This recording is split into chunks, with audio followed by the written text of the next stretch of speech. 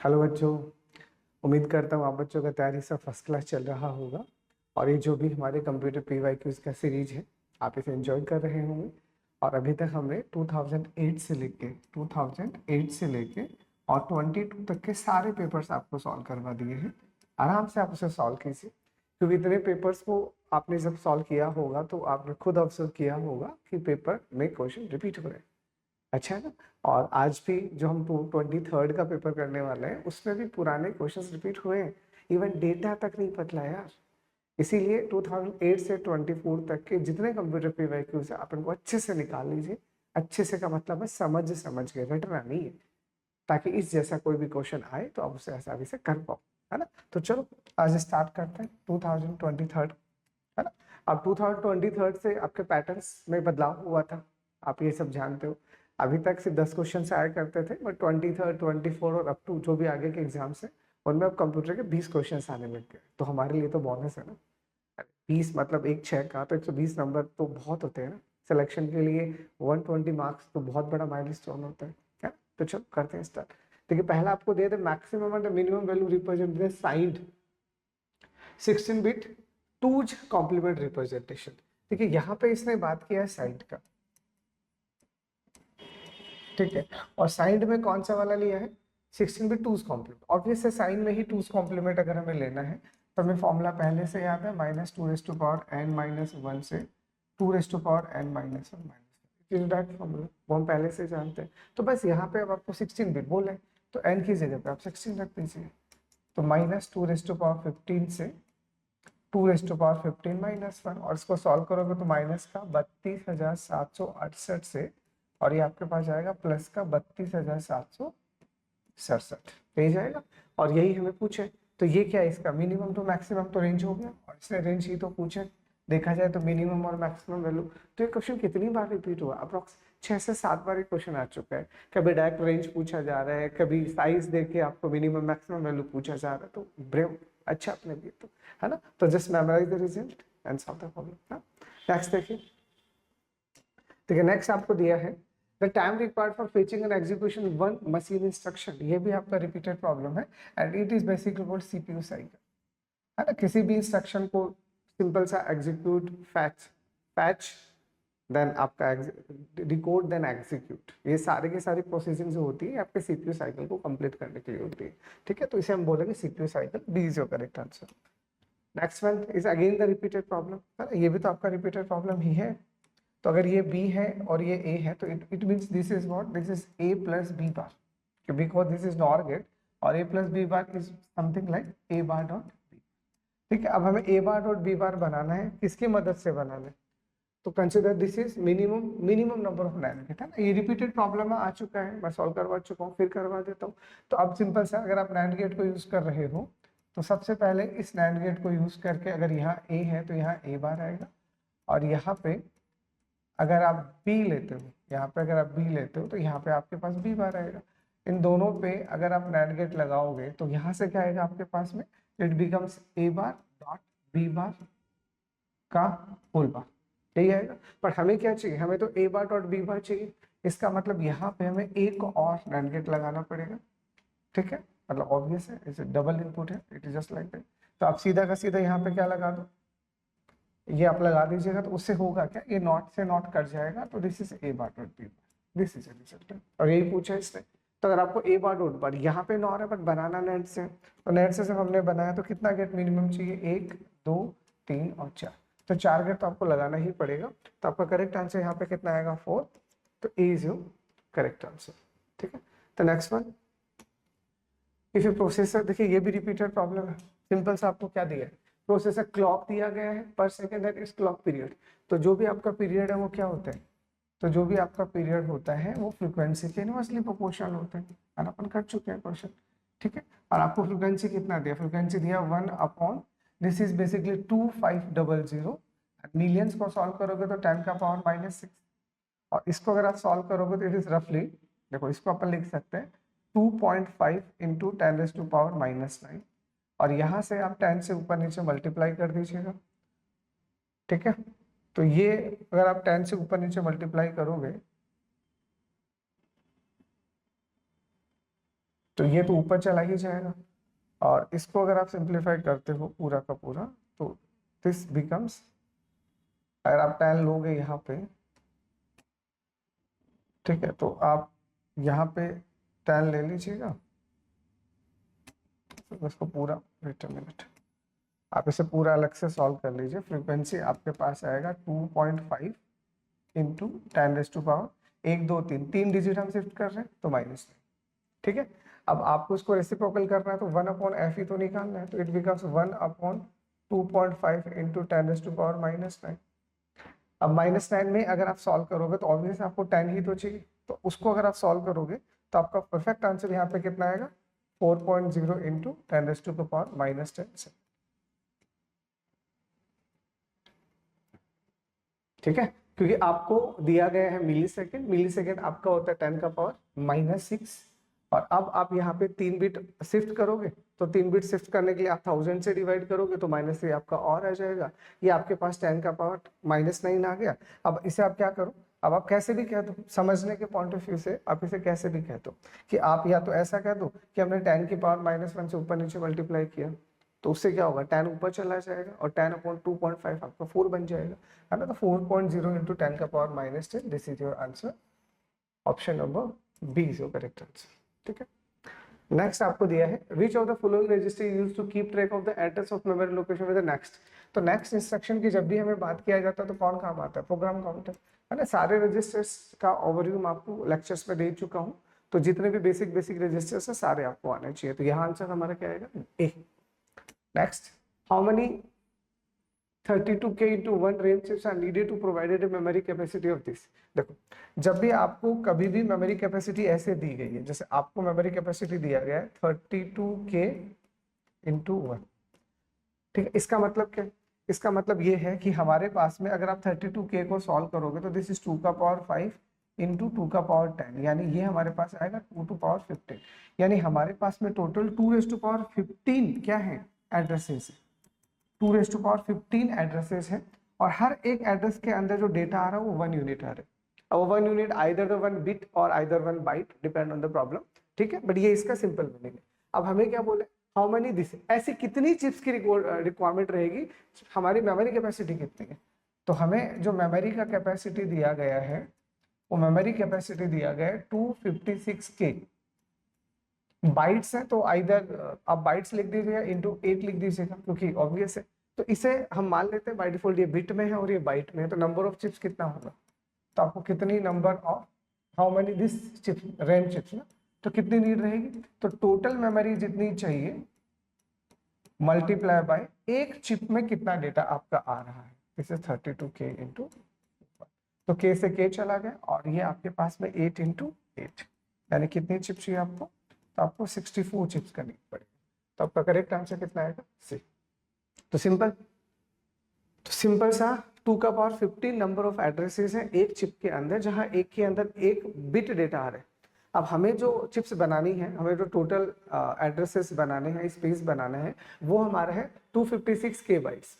तो 256K bite हमारी capacity है, और एक रैम, एक चिप का कैपेसिटी इतना है, आप तो डिवाइड कर दो ना, मतलब आपके पास 64 ऐसी चिप्स रहेंगी, तो आप इस साइज को अचीव कर सकते हो, ठीक है। Number of minterms in n variable to stuff, तो ये तो हमें भी पता है, अगर हम एन वेरिएबल लेंगे तो एन वेरिएबल पे हमारे जो नंबर ऑफ मीन टर्म्स बनते हैं या मैक्सिमम बनते हैं वो कितने बनते हैं, 2 टू पावर एन ही तो बनते हैं। अरे दो वही सेम क्या मैं शेयर, अगर एक वेरिएबल है तो 2 बनेगा, 2 है तो 4 बनेगा, 3 है तो 8 बनेगा, एन है तो 2 का पावर एन बनेगा, सिंपल। तो बहुत ही सिंपल सा प्रॉब्लम है, C is your answer. Next simple सा, a bulb is staircase has 2 switches, one switch is at the ground floor and other is at the first floor. तो आप तो ये मान के चलो कि ये आपका ग्राउंड फ्लोर है और ये आपका फर्स्ट फ्लोर।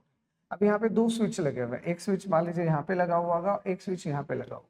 अब हम क्या चाह रहे हैं, the bulb can be turned on and also can be turned of by any one of the switches irrespective of the state of the switch, the logic off switch. अब simple हमने घर में देखा होगा, जैसे ये चीजें हम कहाँ लगाते हैं, जब हम सीढ़ियाँ लगाते हैं, लाइक आपको नीचे से ऊपर जाना तो हम नीचे एक बटन रखते हैं, ठीक है, हम उस बटन को जैसे ही दबा देंगे वो ऑन हो जाएगा। ऊपर जो भी बटन रहेगा उसका फिर स्टेट बदल कर दोगे तो वो तो ऑफ हो जाएगा, सिंपल लाइक दैट। तो इसका मतलब यहाँ पे आपको जो सिचुएशन क्रिएट करना है, यहाँ पे जो आपको सिचुएशन क्रिएट करना है वो किस तरह का सिचुएशन है, जैसे अगर ये A है और ये B है, इट इज लाइक 0 0 1 1 0 1 0 1। हम ये चाह रहे हैं कि यहाँ पे रिजल्ट 0 आए और यहाँ पे रिजल्ट 0 आए, यहाँ से 1 1। दैट्स आवर रिक्वायरमेंट, यही तो रिक्वायरमेंट। अगर ये ऑफ किया तो ये ऑन कर देगा, और ये ऑन किया तो ये ऑफ कर देगा। अगर दोनों ऑफ है तो भी ऑफ होना चाहिए, और दोनों ऑन है तो भी ऑफ होना चाहिए ना। यही तो कंडीशन है कि पहले वाले को ऑफ रखा, दूसरे वाले ने ऑन किया, ऑन हो गया। अब पहले वाले को ऑन किया, दूसरे वाले ने ऑफ किया, तो ऑन हो गया, जस्ट लाइक दैट। तो ये कौन सा गेट है, तो आपको देखते समझ में आ रहा होगा, ये तो हमारा XOR है। और यही तो हमें पूछा गया कि कौन सा वाला गेट चाहिए होगा, तो we can implement it using the XOR gate. तो A is your correct answer. Next, what is the potential problem of one's complement. तो वंश कॉम्प्लीमेंट में क्या प्रॉब्लम है, तो ये ड्यूरिंग द कॉम्प्लीमेंट थ्योरी भी मैंने आपको पढ़ाया था कि वंश कॉम्प्लीमेंट में एक ही दिक्कत है, और वो है रिप्रेजेंटेशन ऑफ जीरो। तो वंश कॉम्प्लीमेंट में कभी भी अगर आप जीरो को रिप्रेजेंट करते हो, तो जीरो को रिप्रेजेंट करने के दो तरीके हैं, क्योंकि प्लस जीरो भी होता है और माइनस जीरो भी होता है। प्लस जीरो मान लीजिए 8 बिट में लिख रहे हो, तो इसका मतलब पहले साइन बिट तो जीरो, एंड देन 1 2 3 4 5 6 7। और अगर आप -1 में लिख रहे हो तो दिस इज, अगर -0 लिख रहे हो तो this is 1, and this is 1 2 3 4 5 6 7। तो इसका मतलब आपके पास में जीरो को लिखने के दो तरीके होते हैं। That's a main problem in वंश कॉम्प्लीमेंट, जो हम ड्यूरिंग द थ्योरी भी डिस्कस कर चुके हैं और आपको आता होगा अच्छे से। तो करेक्ट आंसर आपका B. A wrong statement related to FAT32 and NTFS.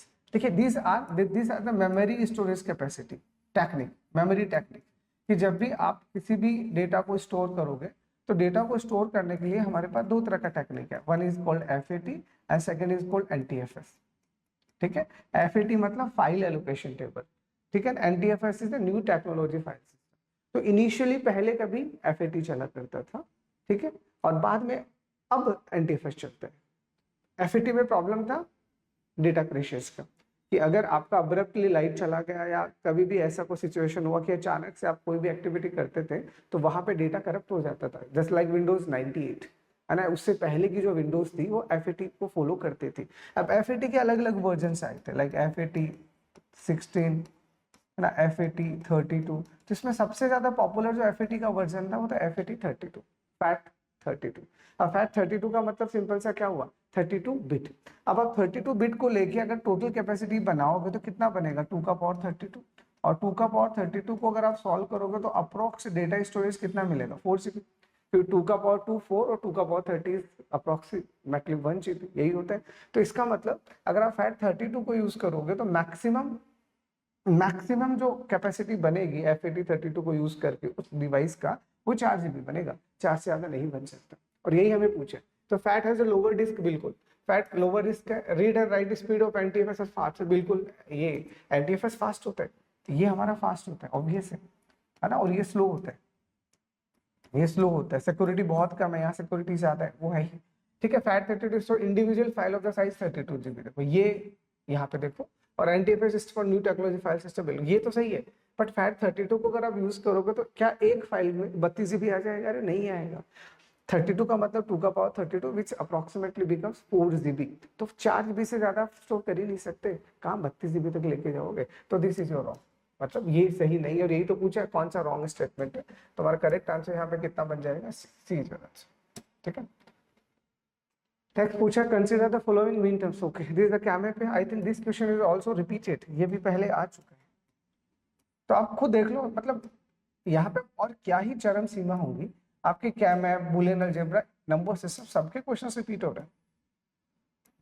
ठीक है, कितने वेरिएबल है, 2। This is PQ and this is RS and this is 0 0 0 1 1 0 1 1 0 0 0 1 1 0 1 1। ठीक है, और यहाँ पे अगर आप लोगे तो ये 0 1 2 3 4 5 6 7 8 9 10 11 12 13 एंड 14 15। ठीक है, ये आ गया। ठीक है, अब हमें जो जो बोला है, तो सबसे पहले हमें डोंट केयर बोला, तो पहले हम डोंट केयर भर लें। तो डोंट केयर क्या है, the mean term this 2 7 8 and 13 जो वो डोंट केयर है। 2 7 8 एंड 13। ठीक है, तो 2 7 8 13 ये तो डॉट केयर आ गया। अब क्या क्या दिया आपको, 0 दिए हैं, 2 भर दिया, 5 दिया है, 7 आ गया, 8 दिया है, आ गया 10 दिया है, वैसे 10 है, 13 दिया है और 15 दिया है, और 15 दिया है। ठीक है, इसको आपको सिंप्लीफाई करना है। तो ये तो आपको साफ साफ ही दिख रहा है कितना सिंपल है। तो कितनी ग्रुपिंग बनेगी, 2 दिख रहा है। एक आपका कॉर्नर वाला ग्रुप बन जाएगा, ठीक है, और एक ये वाला ग्रुप बन जाएगा। तो 2 आपके क्या बनेंगे, यहाँ पे क्वाड बनेंगे। सॉल्व कर लो दोनों को, बड़ा ही आसान है। इसको अगर आप सॉल्व करते हो तो यहाँ से क्यू बार आ रहे हैं, ठीक है, और यहाँ से सॉल्व करोगे तो एस बार आ रहा है, ठीक है, और इन दोनों को सॉल्व करोगे तो यहाँ से क्यू आ रहा है, और इन दोनों को सॉल्व करोगे तो यहाँ से एस आ रहा है। तो this is Q bar S bar plus Q S, which is in option number B. तो B is your correct answer. तो सिंपल क्या था, रिपीटेड था, ये पहले भी आया हुआ। नेक्स्ट आपको बोला था reduced form of the Boolean function this. देखो ये जो क्वेश्चन आपको दिया है, this is x y z plus x y z bar plus x bar y z plus x bar y bar z. ठीक है, ये आपके एग्जाम में जब क्वेश्चन आया था तो ये सारे ऑप्शंस गलत है, ऑल ऑप्शंस आर रॉन्ग है, कोई भी सही नहीं आएगा। फिर भी मैं सिंप्लीफाई कर देता हूँ ना। तो एग्जाम में ये क्वेश्चन रॉन्ग क्वेश्चन था क्योंकि इसमें चारों ही ऑप्शन गलत है। फिर भी सॉल्व करेंगे, देखो एक्स वाई आएगा तो it become Z plus Z bar, और यहाँ से आपके पास में एक्स बार जेड आएगा तो इस बिकम वाई प्लस वाई। ठीक है, तो ये आपके पास में एक्स वाई आ जाएगा और ये आपके पास में एक्स बार जेड आ जाएगा। It is. और अगर आप इसे सिंप्लीफाई करना चाह रहे हो तो हद मार के आप इस पर डिस्ट्रीब्यूटिव लॉ लगा दो। अगर मैं इस पर डिस्ट्रीब्यूटिव लॉ की तरह सोच लूंगा तो ऐसा सोच लूंगा, यहाँ से अगर आप करोगे तो यहाँ से x गायब हो जाएगा, तो ये आपके पास में x बार प्लस वाई आ जाएगा, और this is x y plus z. जिसको आप सिंप्लीफाई करोगे, इसको इससे करोगे तो 0, इसको इससे करोगे x bar z plus x y और प्लस वाई जेड। तो इसको आप सॉल्व करोगे तो it becomes x y plus y z plus x bar z. तो यहाँ पे आप अगर x बार लगा देते हो, हाँ, तो दिस ऑप्शन इज करेक्टेड। ठीक है, तो फिर भी यहाँ पे अंडरस्टिमेट करना नहीं है, तो इट्स मिसप्रिंटेड प्रॉब्लम। अगर ये एग्जाम का सही क्वेश्चन है तो मैंने यहाँ बार लगा दिया, अब ये सही हो चुका है, अब आपसे कर सकते। ठीक है, डन। चलो नेक्स्ट देखिए। Suppose we have a 10 bit computer that uses this two's complement. ठीक है, फिर -35 का 2 बिट बोले 10 बिट में, तो 1 2 3 4 5 6 7 8 9 10, तो 5 ना, 1 2 3 4 5, दिस इज 5 यानी 32, और कितना बचा 3, तो 3 यानी 1, तो it becomes this like that. तो ये आपका 35 आ गया। अब हमें -35 निकालना है, तो पहले 1 कॉम्प्लीमेंट 1 2 3 4 0 1 2 3 0 0, और 2 कॉम्प्लीमेंट निकालने के लिए इसमें +1 कर दीजिएगा। तो दिस 1 2 3 4 0 1 1 1 0 1 1, दैट इज 0 1। तो 4 टाइम 1 0 1 1 1 0। तो this is your option, option number C. अच्छा, वेरी इजी प्रॉब्लम, दिक्कत आने की नहीं चाहिए। नेक्स्ट आपको दिया गया है इसका सिंप्लीफिकेशन। ओके, आपको एक एक्सप्रेशन दिया है P Q plus P bar Q R plus का P bar Q R bar. ठीक है, अब इसको आपको सॉल्व करना है, तो कहीं से भी सॉल्व कर लो। तो क्यू सब में कॉमन आ रहा है, मैं क्यू कॉमन ले लेता हूँ। तो p plus P bar r plus का p बार आर बार। ठीक है, अब कहीं से भी सॉल्व कर लो। जैसे आप इन दोनों पे आर्गुमेंटेशन रूल लगाओगे तो यहाँ से p बार चला जाएगा, तो p प्लस आर बच जाएगा। ठीक है, अब आप आर्गुमेंटेशन रूल फिर लगाओगे, इसको इसके साथ लगाओगे तो p बार चला जाएगा, इसको इसके बाद लगाओगे तो r बार चला जाएगा, तो p plus R plus S ही बचेगा। तो ब्रैकेट खोलोगे तो p के साथ q, q के साथ r और q के साथ s, that is answer. pq plus Q R plus Q S, pq plus Q R plus Q S, that is option. ठीक है, तो option number A is your correct option. Easy था, बहुत simple problem. Next one, what is the name of the storage device that compensate the difference in rates of flow of data from one device to another? It is what? It is just a buffer. देखो, अगर आप कोई भी data भेज रहे हो, अब उस डेटा का रेट हम कम रखें या ज्यादा रखें, it's what, it depend on the size of the buffer. क्योंकि जो बफर होगा वो कितना डेटा होल्ड कर सकता है, वो जितना डेटा होल्ड कर सकता है पर उतनी ज्यादा स्पीड से भेज सकते हैं। अब आपने डेटा तो स्पीड से भेज दिया बट वहां स्टोर हुआ ही नहीं, तो डेटा लॉस्ट हो जाएगा, करप्ट हो जाएगा, कंजक्शन आ जाएंगे, तो आपसे रिट्रांसमिट करना पड़ेगा। इसीलिए ये सारा का सारा आपके बफर पे डिपेंड करता है। तो करेक्ट आंसर आपका बी आ गया। ठीक है, नेक्स्ट इसका बस सिंपल आपको 25.375 का सिंपल क्या निकालना बाइनरी, तो 25 का बाइनरी निकाल लो, कितना आएगा 25 को 2 से अगर आप डिवाइड करोगे तो दिस 12 दूनी 24, फिर 2 6 दूनी 12, फिर 3 दूनी 6, फिर 2 1 कम 2 और फिर ये एक यहाँ पे आ जाएगा, तो 11001 कहाँ पे आ रहा है 11001, तो ये तो ये वाला ऑप्शन, तो ये भी नहीं होगा और ये वाला भी नहीं होगा, तो कट गया। अब आपको दिया गया है 0.375 मल्टीप्लाई बाई 2 कितना आएगा 5 दूनी 10, 7 दूनी 14 15, 3 दूनी 6 और 7, 0.75 यानी 0.75 को फिर 2 से करोगे कितना आएगा 5 दूनी 7 1.5, तो बिकम्स 1, और 0.5 को फिर 2 से मल्टीप्लाई करोगे दिस इज बिकम्स 1.0 यानी 1, यानी दिस इज 0.1। तो हमारा फाइनल आंसर यहाँ से कितना आएगा 11001.0.01, ठीक है 0.1। तो ये ऑप्शन कहाँ है, तो ये ऑप्शन आपके बी में है, तो B is the correct answer. Okay, next आपको दिया है, तो this is basically the problem of cache mapping. जैसे कैशे की अगर आप मैपिंग करते हो तो बेसिकली वहाँ पे आपका 3 तरह का मैपिंग होता है, डायरेक्ट मैपिंग, एसोसिएटिव मैपिंग और सेट एसोसिएटिव मैपिंग। तो ये आपका सेट एसोसिएटिव मैपिंग का प्रॉब्लम है। तो कहीं पे भी कैशे में किसी भी टाइप की आप मैपिंग की बात करो तो वहाँ पे अपन सबसे पहले क्या बनाते हैं, सबसे पहले हम टेबल बन आपके पास में यहाँ पे फ्रेम साइज या पेज साइज निकलेगा, मतलब सिंपल सा पहले हम क्या बोलेंगे कि यहाँ पे पेज या फ्रेम का साइज आएगा, ठीक है, जिसको सिंपल सा हम कहते हैं पी, और यहाँ पे आपके पास में डी आएगा। ये टोटल जो है ये आपका टोटल साइज होता है जो आपका एड्रेस जनरेट होता है। तो यहाँ पे अब आपका जो टोटल एड्रेस जनरेट हुआ है वो 32 बिट का हुआ है, ठीक है, it is basically virtual address, ठीक है। तो 32 बिट का आपने यहाँ पे आपका वर्चुअल एड्रेस जनरेट कर दिया। अब आपको पता करना आपका डी कितना होगा फर्स्ट ऑफ ऑल, तो डी को पता करने के लिए आपका पेज साइज कितना है, तो आपका पेज साइज आपको जो दिया गया है वो 4KB का दिया गया है। तो 4K यानी 2 का पावर 2 इंटू 2 का पावर 10 बी, यानी यहाँ से आप कहोगे कि 2 का पावर 12 बाइट आपका डेटा आ गया। इसका मतलब यहाँ पे आपका डी का वैल्यू कितना आएगा 12, तो डी का वैल्यू अगर आपका 12 आएगा तो पी कितना बच गया, क्योंकि टोटल तो 32 है तो 20। तो आपको ये समझ में आ गया कि आपका पी का वैल्यू जो आएगा वो आपका 20 आएगा, ठीक है भैया, एक काम तो हो गया। अब नेक्स्ट पार्ट में अब हम इसी पी को और ब्रेक करेंगे, तो हमें समझ में आ गया कि ये पूरा का पूरा पी है और इस पी का जो साइज हमें दिया गया है वो 20 दिया गया है।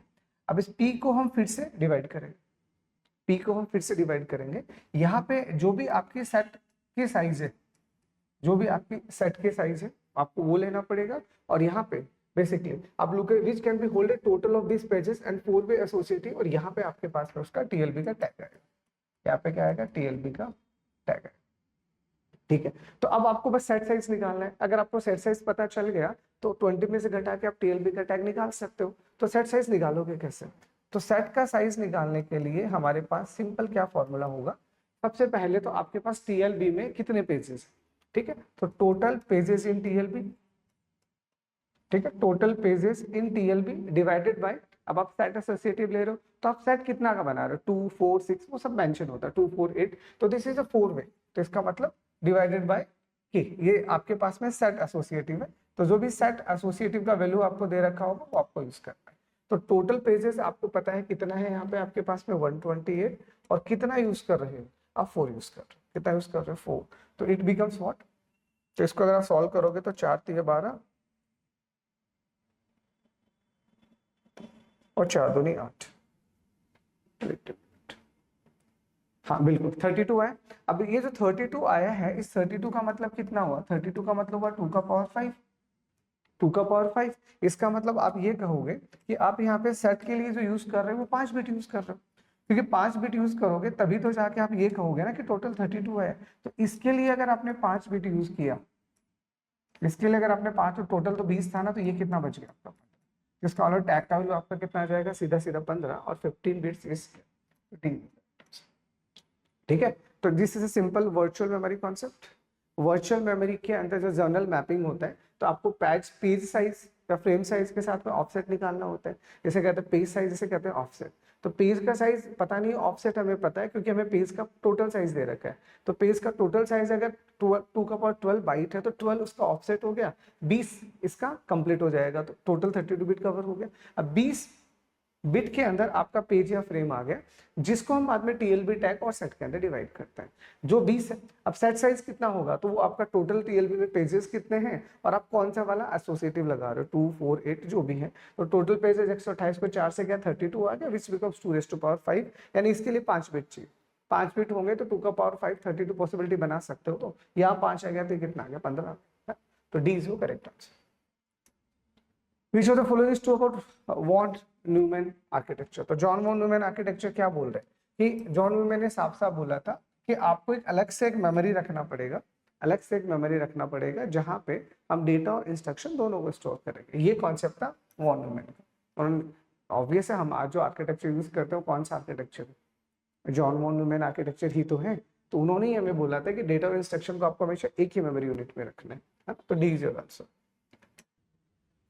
देखिए नेक्स्ट प्रॉब्लम हमें दिया गया है, आपके पास ये सिंबल है, ये एक्स और का है और ये दूसरा एक्स नॉट का है, वो तो हम पहले से ही जानते हैं। अब आपसे पूछा which is following is not correct, मतलब इनमें से गलत कौन सा है वो हमें निकालना है। तो देखिए ये चीज हम पहले ही डिस्कस कर चुके हैं, सिंपल सा कि अगर हम एक्स नॉट की बात करते हैं तो एक्स नॉट के लिए हम सिंपल सा क्या नोटेशन निकालते हैं कि अगर आप एक्स और की बात करते हो तो एक्स और का मतलब हमारे लिए होता है P Q bar plus P bar Q, है ना। ये नोटेशन हम पहले से जानते हैं। या फिर इसी को आप कैसे लिख सकते हो, पी बार और क्यू बार। जैसे आप दोनों पे अगर बार लगाओगे तो देखो ये भी क्या आएगा, पी बार इसका बार करोगे तो क्यू आ जाएगा और क्यू बार इसका बार करोगे तो पी आ जाएगा। तो ये दोनों के दोनों, मतलब आप सिंपल सा ये कह सकते हो कि आप ऐसे लिखो या ऐसे लिखो, ये दोनों ही पी और क्यू का एक्स और होते हैं, पहली चीज। अब आपको एक्स नॉर लिखना है जिसका सिंबल इन्होंने ये दिया गया है। तो एक्स और लिखने के हमारे पास कितने तरीके हैं, या तो पी और क्यू का एक्स और करके बार लगा दो, या किसी एक का कॉम्प्लीमेंट कर दो, किसी भी एक का कॉम्प्लीमेंट कर दो। ठीक है, ये याद रखना क्योंकि पहले भी आपके इस पे क्वेश्चन बन चुके हैं, आए तो है ना, तो आपको पता होना चाहिए, है ना। तो ये P और Q का अगर आप XOR कर रहे हो तो ये इसका मीनिंग होता है, इसको आप ऐसे लिखो या ऐसे लिखो एक ही बात है। और ये P और Q का X नॉट होता है, इनमें से जो लिखना चाहो लिख दो। तो ये X नॉट बिल्कुल सही है, ये X और बिल्कुल सही है, ये X नॉट बिल्कुल सही है। ठीक है, ये तीनों तो सही है, इसका मतलब फिर इसमें झोल झाल है। तो एक काम करते हैं, इसको हम चेक कर लेते हैं। ठीक है, तो सबसे पहले इसका लेफ्ट साइड लेते हैं। लेफ्ट साइड में क्या दिया गया, पी एक्स और पी बार और फिर एक्स और क्यू। ओके, तो यहाँ पे और अगर क्लैरिटी है तो अच्छी बात है, मतलब क्लैरिटी इन द सेंस यहाँ पे पी और पी बार है। तो अगर आप पी की जगह 0 दोगे, जैसे कॉमन सेंस है ना, पी की जगह अगर आप 0 दोगे तो यहाँ 1 हो जाएगा, और पी की जगह 1 दोगे तो 0 हो जाएगा। तो एक्स और क्या कहते हैं कि 0 1 इज ऑलवेज 1। तो आप डायरेक्ट कह सकते हो कि 1 के साथ में ये आपका क्यू आ जाएगा, डायरेक्ट कह दो। ठीक है, अब इस पे लगाओगे तो 1 के साथ क्यू बार और प्लस क्यू के साथ में 0, तो ये 0 हो जाएगा। तो यहाँ से क्या आएगा, क्यू बार। ठीक है, मतलब इस लेफ्ट वाले साइड को अगर आप सॉल्व करोगे तो ये आएगा। अब राइट हैंड साइड को सॉल्व करोगे तो राइट हैंड साइड आपको क्या दे रखा है, it is just like that, P bar and it is just like that. तो अब यहाँ पे चीजें उल्टी आ गई। अब ये आपके पास में एक्स नॉर गेट है, और एक्स नॉर गेट क्या कहता है, एक्स नॉर गेट ये कहता है कि सेम होने पे 1 आएगा, नहीं तो 0 आएगा। इसका मतलब अगर ये 1 है तो ये 0 है, ये 0 है तो ये 1 है, इसका मतलब 100% ये 0 के साथ में क्यू बार आएगा, पहले से हमें पता है। इसका मतलब अगर हम लिखेंगे तो 0 के साथ में क्यू बार आएगा पहले, और दोनों पे जब आप बार लगाओगे तो ये 1 हो जाएगा और ये क्यू आ जाएगा। इसका मतलब कितना बचेगा, आपका क्यू बचेगा। सिंपल है ना। इसका मतलब हम क्या कह सकते हैं, हम ये कह सकते हैं कि जब आप लेफ्ट हैंड साइड को सॉल्व कर रहे हो तो क्यू बार आ रहे हैं, और राइट हैंड साइड को सॉल्व कर रहे हो तो क्यू आ रहा है। तो क्या दोनों बराबर आ रहे हैं, नहीं आ रहा, सेम कैसे, नहीं है ना। इसका मतलब विच इज रॉन्ग है, तो D is your wrong answer. तो सिंपल प्रॉब्लम था, है ना, बस सिंपल सा। आपको पहले तो रिजल्ट, अगर ये रिजल्ट याद थे तो इवन सॉल्व भी नहीं करना, आप डायरेक्ट इस पे लगा सकते हो। ठीक, चलो याद नहीं भी है तो आप पूरा का पूरा सॉल्व भी कर सकते हो। ओके, आपको दिया suppose we have a 10 bit computer that uses a 10 bit floating point और कंप्यूटेशन। ठीक है, ये आपको फ्लोटिंग पॉइंट रिप्रेजेंटेशन का क्वेश्चन दिया गया है, और यहाँ पे इसने क्या बोला है, तो फ्लोटिंग पॉइंट में जो भी हमारा नोटेशन होता है वो 3 पार्ट में ब्रेक होता है। पहले आपके पास में साइन बिट आएगा, ठीक है, राइट है, floating point number sign bit आपको दिया गया 1, ठीक है। उसके बाद में आपका एक्सपोनेंट आएगा, तो एक्सपोनेंट बिट आपको दिया गया है 5 का, और उसके बाद में आपका फ्रैक्शन वाला आएगा, तो फ्रैक्शन आपको दिया गया है बेसिकली यहाँ पे आपका 4। ठीक है, अब आपको क्या बोलना है कि इन सबको यूज करके अब आपको बोला प्लस इन्फिनिटी लिखना है, तो प्लस इन्फिनिटी कैसे लिखोगे? तो देखिए IEEE 754 में सिंगल प्रिसीजन में इन्फिनिटी, माइनस इन्फिनिटी, एन सबको लिखने का तरीका होता है सब। तो यहाँ पे क्या बोला जाता है कि अगर आपको प्लस इन्फिनिटी लिखना है, सिंपल सा समझना, या फिर आपको माइनस इन्फिनिटी लिखना है, मैं दोनों का ही बता देता हूँ। तो प्लस का मतलब है यहाँ पे 0 आएगा, माइनस का मतलब है यहाँ पे 1 आएगा, पहले चीज, क्योंकि एक बिट साइन के लिए तो 0 मतलब पॉजिटिव, 1 मतलब नेगेटिव। अब आपको एक्सपोनेंट ऑफ फ्रैक्शन चाहिए, तो यहाँ पे साफ साफ बोला गया है कि अगर आपको इन्फिनिटी लिखना है तो जितना भी एक्सपोनेंट वाले बिट है सबको 1 कर दो, ठीक है, और जितने भी फ्रैक्शन वाला पार्ट है उसको 0 कर दो। ये 754 का स्टैंडर्ड नोटेशन होता है कि जब भी आपको इन्फिनिटी या माइनस इन्फिनिटी लिखना है तो एक्सपोनेंट में सारे 1 बना दो, कितने भी बिट का हो सकता है। अगर आप सिंपल, अगर आप इसे IEEE 754 सिंगल प्रिसीजन लेते हो तो उसमें आपको साइज पता है, तो साइज के अकॉर्डिंग अगर आप लोगे तो उसके हिसाब से साइज लो। 1 8 9 हो गया और बच गया कितना आपका 23, तो 1 8 23 के अकॉर्डिंग 8 और 23 जो बचा उसमें अकॉर्डिंगली फिल हो जाएगा, अकॉर्डिंगली फिल। तो यहाँ पे जितने बिट का एक्सपोनेंट है और जितने बिट का फ्रैक्शन है, एक्सपोनेंट वाले सारे 1 करो, एक्सपोनेंट वाले सारे 1 करो और फ्रैक्शन वाले सारे 0 करो, जितने भी बिट दे रखा होगा। ये इन्फिनिटी को लिखने का तरीका है। आप प्लस लगाना है तो पहले 0 कर दो, माइनस लगाना तो पहले 1 कर दो, तो आपको प्लस ही लिखना है। तो प्लस का मतलब है 0, तो इसका मतलब फिर इसका सही आंसर हमारे लिए कितना बनेगा? तो इसका सही आंसर हमारे लिए बनेगा A। तो A is your correct answer. ठीक है, तो ये आपके 20 प्रॉब्लम्स थी, और ठीक है इसमें देखो काफी सारी प्रॉब्लम तो रिपीटेड थी, अप्रोक्सीमेटली 5 to 7 प्रॉब्लम्स तो रिपीटेड थी। हाँ, 2 प्रॉब्लम आपके लिए अच्छी थी। ये नोटेशन अगर आपको पता है तो ही कर पाओगे, तो ये अभी तो याद रख लो एटलीस्ट। एक आपका TLB वाला, तो वर्चुअल मेमोरी का कॉन्सेप्ट अगर आपने पढ़ रखा है तभी वो क्वेश्चन कर पाओगे। हाँ, बाकी सिंपल थे, बाकी आप कर सकते थे। ठीक है, तो अगर कोई डाउट हो तो प्लीज कमेंट अस, है ना। और ये जो पैनल PDF है ये मैं आपको अपने टेलीग्राम चैनल पे डाल ही दूंगा। उम्मीद करता हूँ अभी तक आपने जो भी हमारा टेलीग्राम चैनल है उसको सब्सक्राइब कर लिया होगा, flux_educare। यहाँ पे जाइए, यहाँ पे वीडियो के लिंक के साथ में आपको PDF मिल जाएगा, ये पैनल वाला। ठीक है, ओके, थैंक यू।